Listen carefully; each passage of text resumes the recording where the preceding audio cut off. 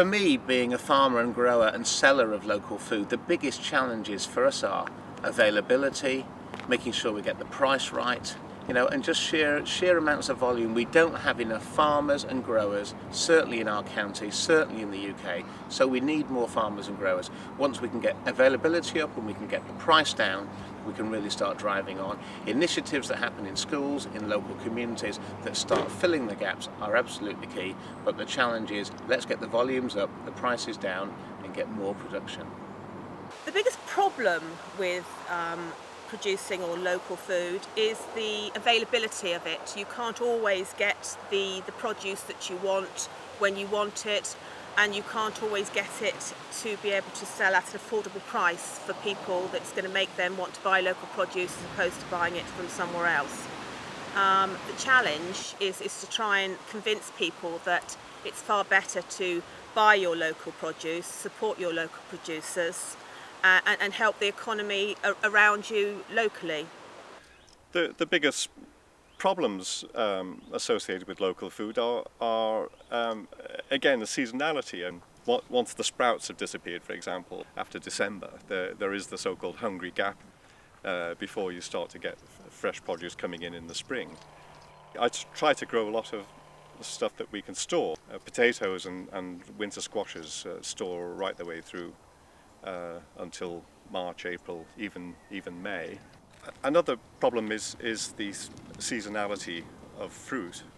In terms of what we can grow in the UK, we're quite limited. With regard to using local food, the biggest problem or challenge that we have is ensuring the quality of the product. I think sometimes it's easy to put the proximity to the business of where something's been grown ahead of the quality of the product, which I think in the long run does the country, does the growers, does the farmers no great help. I think we need to insist on both. The stuff comes locally and it's excellent. The biggest challenge is getting the message across to everybody that local food is excellent food and is worth buying, and also getting outlet channels for all the good foods that we provide. The biggest problem that we've experienced with local food initially was lack of supply. Over at Carey's we helped pioneer the New Forest breakfast, and to start with we were able to get local sausages and dry cured bacon, but literally could only supply our breakfast for 2 days a week. During the last, it's probably 7 or 8 years now, we can enjoy continuous supply.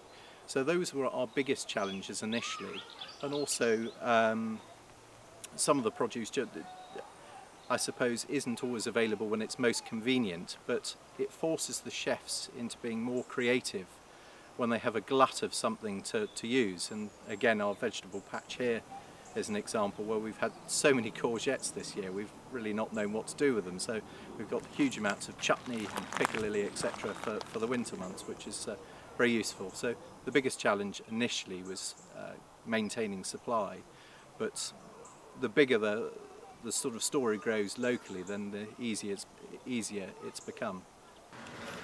The biggest challenge we have here at the Cottage Lodge with local food is that there aren't enough people doing it.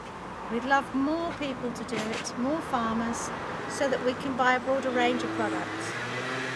Whilst everyone, I think, in principle supports local food, it's not always as simple as it might seem. First of all, can the producers produce sufficient quantities? Secondly, is the availability. Simple.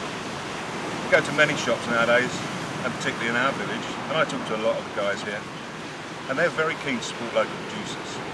Their problem is, they've also got a business to run, and if they can't get the right quantities that they require, that becomes an issue. But probably the biggest issue is the necessary price, because they're competing against the supermarkets, who import in vast quantities from all over the world, and local producers simply can't match those sort of prices, which means it's a premium, and those premiums are not always paid by local people that want to perhaps buy local food. So we do have a bit of a circle going on here.